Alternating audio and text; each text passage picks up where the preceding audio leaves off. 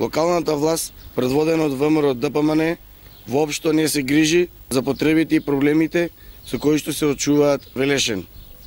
Се наоѓаме на улица Народен фронт, или поново Тодор Христов офицерчето. Како што и самите можете да видите, улицата со недели е раскопена и така оставена. Ова улица е фреквентна.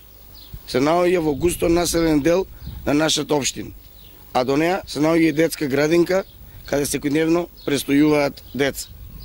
Градоначалникот Чадиев и ВМРО ДПМН и должат да одговори на велешката јавност. До кога оваа улица ќе биде нефункционална и ќе представува сериозен проблем во секојдневното живење? Дали можеби причина за неасфалтирањето и одложувањето на изборите? На граѓаните им е јасно дека градоначалникот Чадиев и ВМРО ДПМН пред се грижат за своите теснопартиски и бизнис интереси. Надлежните веднаш треба да се зафатат со работа и да возможат на граѓаните непречено функционирање во своето секојдневие.